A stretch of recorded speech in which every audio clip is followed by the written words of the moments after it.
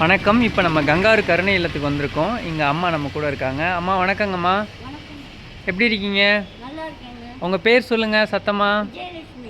விஜயலட்சுமி அம்மா நம்ம கூட இருக்காங்க. அம்மா வந்து அழகாக இப்போ திருக்குறள் நமக்கு சொல்ல போகிறாங்க. திருக்குறள் சொல்லுங்கள். அதை வாசித்து காட்டுங்க. புலாலை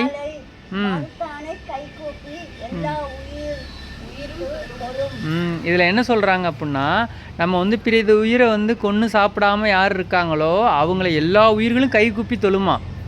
யாரை கைகூப்பி தொழுவோம்? கடவுளை தானே தொழுவோம். ஆனால் நம்ம மற்ற உயிரை கொன்று சாப்பிடாமல் இருந்தால் மற்ற உயிர்களெல்லாம் நம்மளை கடவுளாக நினச்சி தொழுமா அப்படின்னு யார் சொல்கிறா? வள்ளுவர் ஐயா சொல்கிறாங்க. சரிங்களா? அது மாதிரி இருப்போம்மா.